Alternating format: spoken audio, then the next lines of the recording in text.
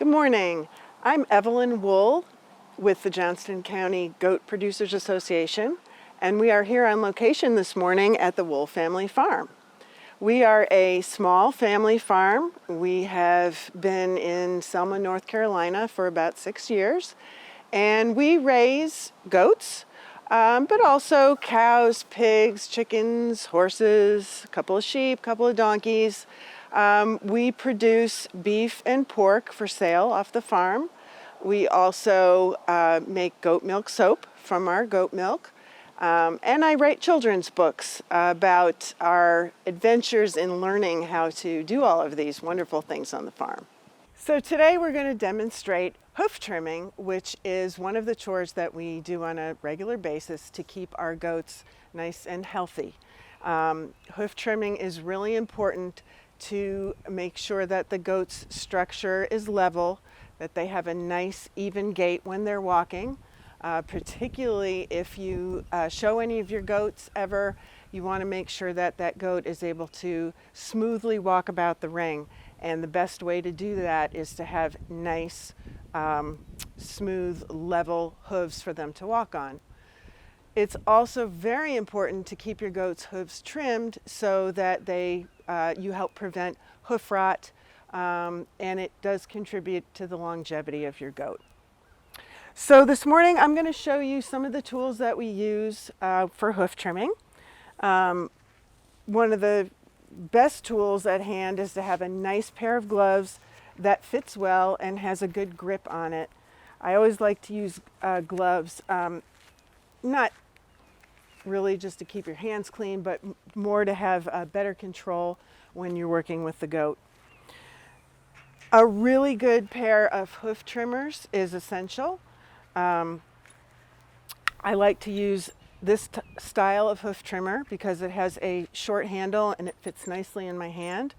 It's spring loaded so that when I make a cut, it opens easily. And you will see as we demonstrate why that is so important. So when we look at the goat's hoof, we'll look at the bottom. If my hand is the bottom of the goat's hoof, we are going to be trimming the walls of the hoof with the clippers. And then we're also going to be talking about getting that bottom of the foot surface flat. So one way that we could do that is to use a little hand file, and we're going to just rub that along the surface of the goat's foot and smooth out the cartilage part in between the walls. Another way, if you want to speed up the process a little bit, is to use an electric grinder. And this one is called a Hoof Boss. It's specially designed for the smaller goat hooves. And the way it works is by grinding little bits of material off of the surface of the hoof at a time. Some other things that you might want to keep handy when you're trimming your goat's hooves, just in case you were to nick the bottom of the hoof. A goat's hoof, if you think in terms of like trimming a dog's nails, you're going to want to trim the part before you get to the quick inside. The quick, if you cut the quick, it's going to bleed. So goat's hoof has that same quick to it. From time to time that will happen. The goat might move, or you might just cut a little bit too much material. If that happens, it's good to have a little bit of black pepper or baking soda on hand, and you can just dip the goat's hoofs into that. If you really get a nice nick and you've got some blood coming out, you can spray the surface with some vetrimicin or some other vet spray to help prevent infection. And if you really wound your goat, which if you're really, talking to somebody who's been doing it a while, it can happen. After cleaning the wound, you may wrap it with some gauze and some vet tape just for a day or two to stop the bleeding.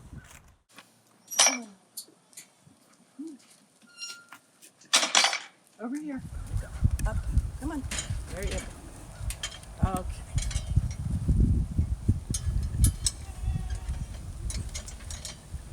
Okay.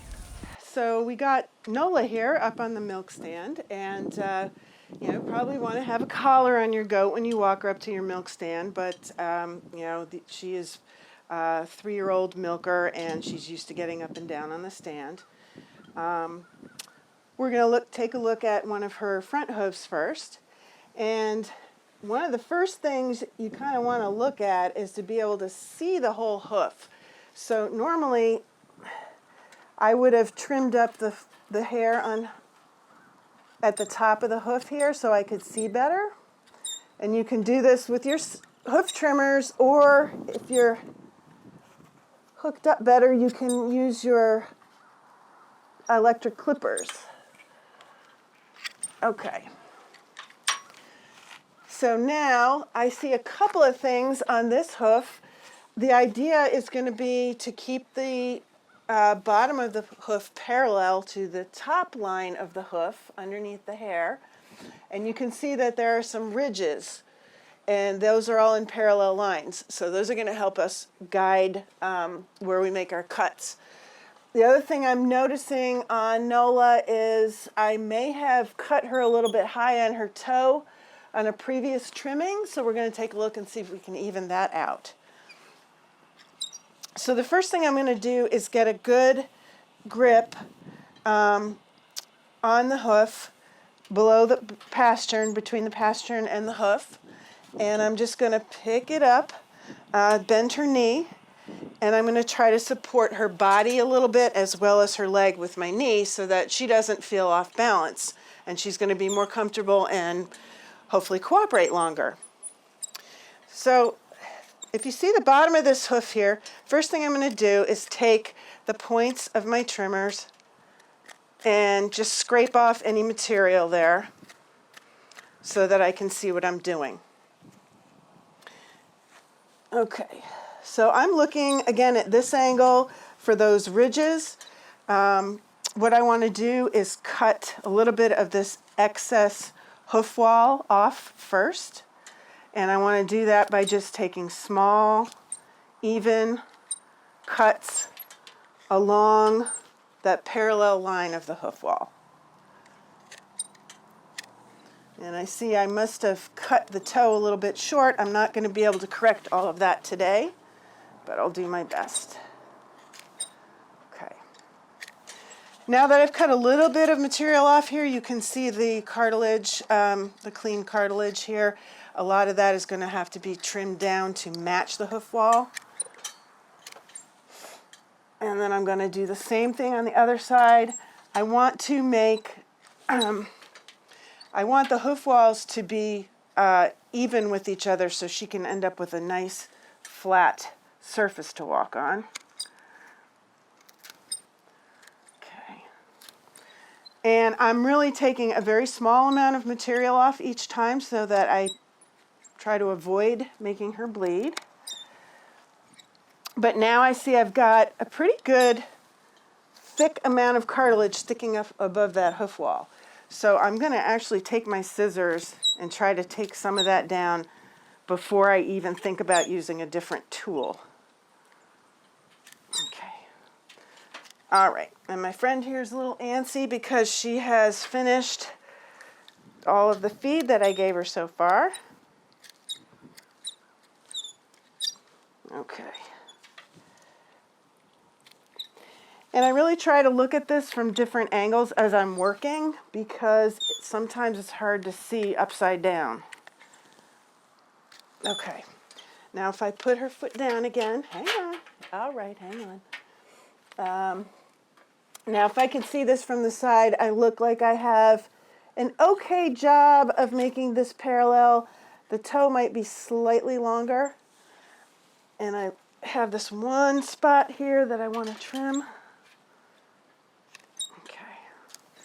Okay. Okay. So now I've exposed the spot here. I'm not sure if that was a nick or a cut that I made. Looks like she might have a slight bit of hoof rot starting here. And that's one of the things we're trying to avoid by keeping her hoofs cut.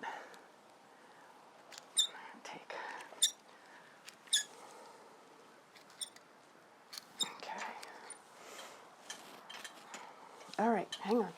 All to give you a little bit more. Here you go.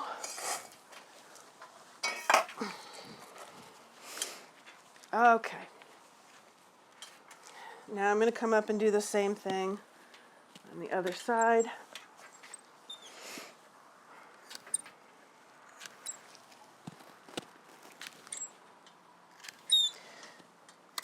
Always trying to take off as little bit at a time as I can. If you run short of time, like I sometimes do, and start working a little too quickly, that's when accidents tend to happen. Okay, and now I can see I've got pink just below the surface of that inner cartilage part here, so if I go any farther there, she's going to start to bleed. So I'm going to stop and just try and get the inside to match. Okay. Okay.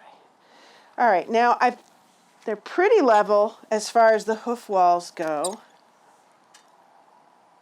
And I can't really go much farther with my scissors, so now I'm going to try a different tool. And I'm going to start by demonstrating the hand file. I like this one because it's easy to grip, but you can use other types of files, which might be just a long, flat metal or woodworking file. Those would work too. Okay. And I'm just going to scrape in again, a parallel line to that hoof wall, and I'm not pushing terribly hard, but I'm trying to take off a little bit of material at a time. I can see some of that pink trying to come through on that toe, so I'm trying to be careful of that.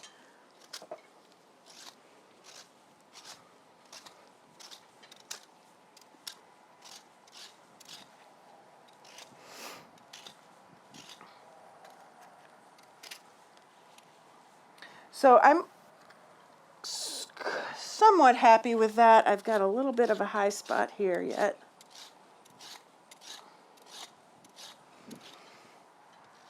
Okay. All right, so that's better because I've scraped a little bit of material off. But if I really look from the side, that cartilage portion is still a little bit above the hoof wall. I could keep going with this file, but I'd like to demonstrate my electric hoof trimmer. And this will also go a little bit faster. The thing to use caution with on this is always have a glove on when you're doing this with your opposite hand, because if the trimmer slips, you can scrape your skin really easily, and you can tell I do have some holes in the glove where that has happened. All right, honey. Now, most goats don't mind this at all. It's like getting your nails done. So what I'm going to do is I'm not putting this file flat along her foot the way I did with the hand one. I'm putting the blade down at a little bit of an angle. That helps it from slipping and, what do you call it, hiccuping.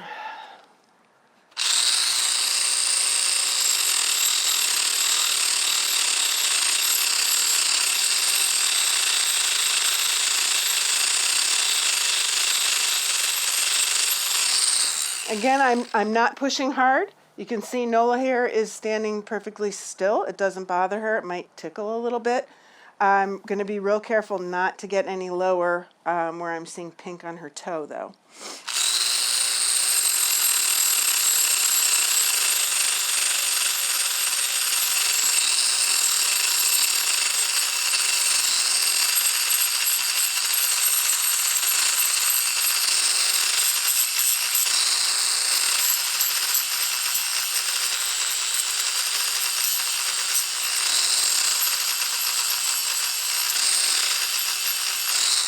And I keep working to make sure that both toes are the same height, that they're flat and even. I may separate them a little bit so I can get one side down a little more to meet the other.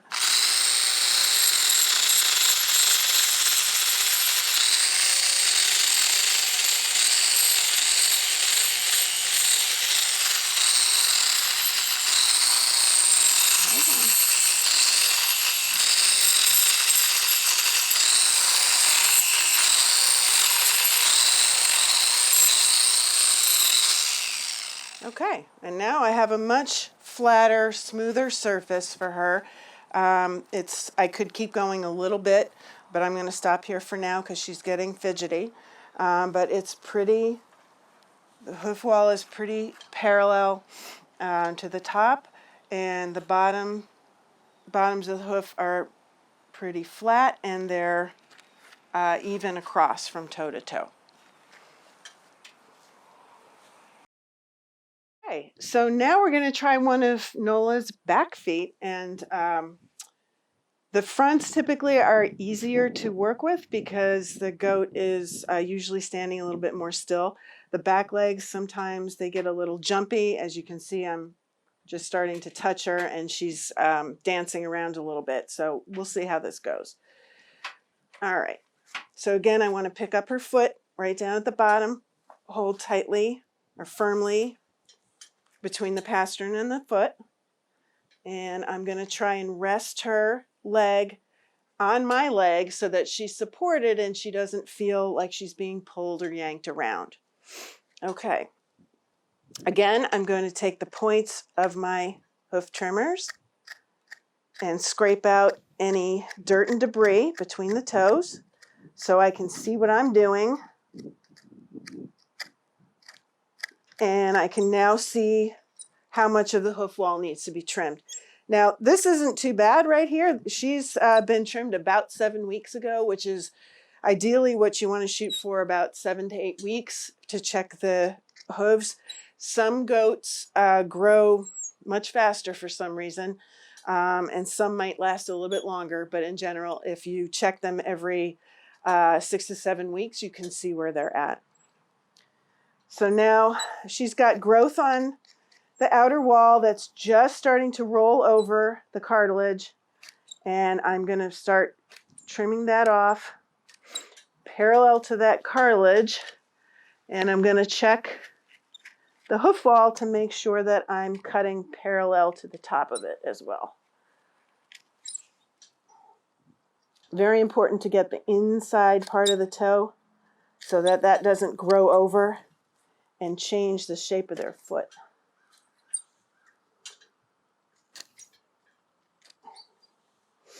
Okay, and again, I can see here maybe a little bit of rot starting to get in between the toes.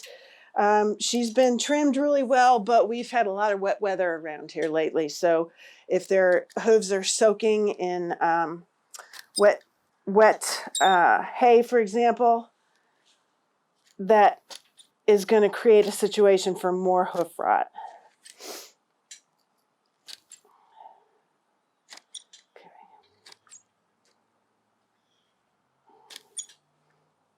Okay. And again, I'm starting to see just a little bit of pink in the toe area, so I don't want to go any deeper than that.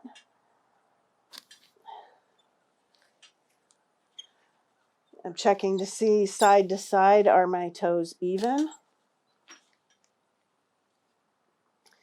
And I don't have a lot on this back foot of the cartilage to trim, so I think I'm going to stop there. Hang on.